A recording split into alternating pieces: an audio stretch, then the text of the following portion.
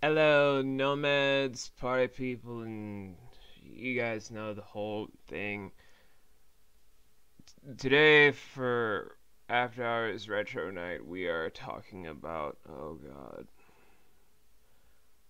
Amadeus. I'm a fucking Deus. Yeah, Amadeus. So, I've been spending the past month trying to watch this movie again and again and again, all throughout the director's cut, because I really do love.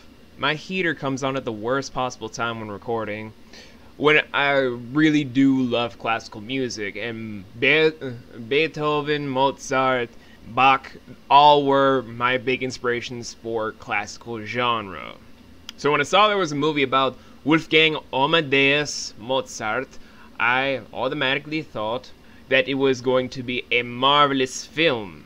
And yet after 3 hours, or here's just a small little synopsis for you guys that really want to see this movie and just want to see something else.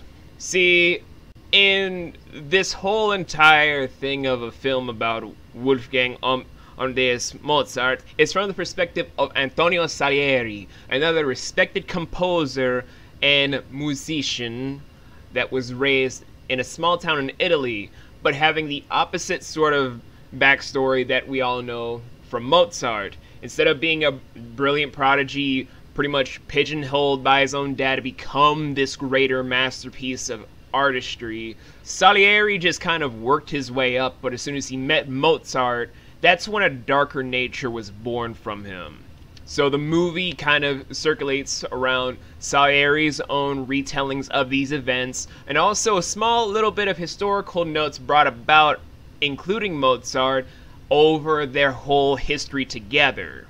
Now, from just away from that as a big perspective of a synopsis, the film itself, I'm not going to say is insulting, because yeah, it tries to make it seem like Salieri is this pathetic guy, but as pointed out by one Doug Walker, it's from Salieri's perspective, which makes it a very sad film when you break it down in that kind of limelight. It's a man that's making so much of a pitiful sense of himself that he's pretty much downgrading his own importance in musical history. Antonio Salieri, for those of you that aren't big classical music buffs, made a lot of fantastic music, and in many regards was a kind of good counterbalance to the child prodigy that was Mozart, being someone that really used hard work to try and surpass talent. So it kind of downplays it as like a narrative perspective when you try and take it apart as it's his sort of thing,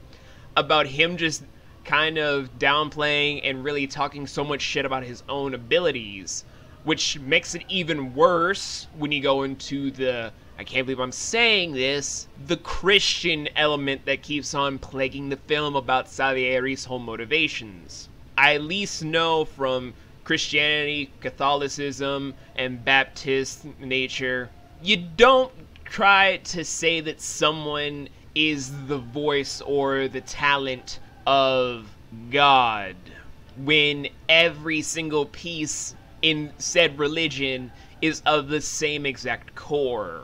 That comes off as you're not thankful for your gifts, and the more ungrateful that you are, the more it'll turn against you. The benefits of growing up in a Christian household. It's drilled in your fucking head like it's a cult. But I digress, though. Aside from those small little nitpicky things, the movie itself, when it's not focusing on downplaying Salieri or trying to make it seem like the whole Christian element should be a huge motivational factor, it's a pretty fantastic film. The music, the opera, the drama, pretty much instilling that Mozart was indeed a fiendish pervert was kind of brilliant, because a lot of people like to gloss over that, just like, oh, he's fine, he's just a pervert. And then some people are just like, no, he is not, he was a sophisticated man. You take that away right now. But in all honesty though, guys, this movie and various different historians kind of point out that Mozart was indeed a pervert. Indeed a pervert. but that doesn't mean that he didn't work hard on his gifts. Even the film points out that he works night and day on his whole entire musical perspective, which brought out a lot of good plays, operas, and music that we all know today, including one of my least favorite operas, when it's in Italiano, of Don Giovanni. I only say that because of a review we'll get into later on, when it's time for musicals and operas. But just as a small little thing to break it down for where it is now, Amadeus, either director's cut or not, is an amazing film. I can't bring myself to hate it because I just feel like a huge attachment to Mozart and to anything involving classical music. It's one of my roots when it comes to being a songwriter, singer, and musician. It's kind of the birthplace to where most music comes from, in its own sense, aside from blues and jazz being the birthplace of hip-hop, but that's a different argument for a different day. But when it circulates to where everything kind of goes to a coherent sound that bridges forth to make history known, this is one of those films that if you're a big classical music nerd or someone that loves music like I do, it is too incredible to hate. Even if somehow people back in the day thought, roll the clip. Too many notes, Your Majesty. Exactly. Very well put. Too many notes. It was just...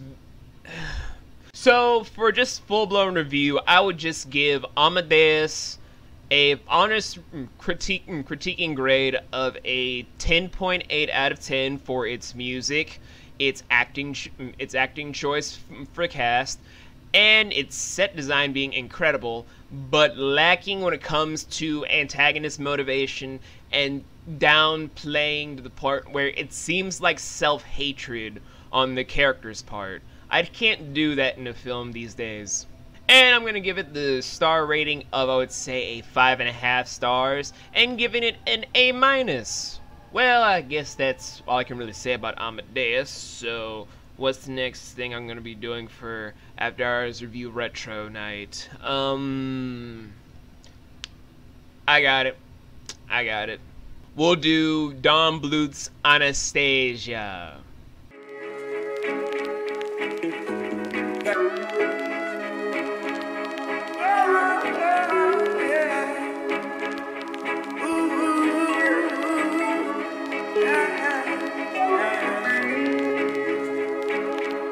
We make them scream.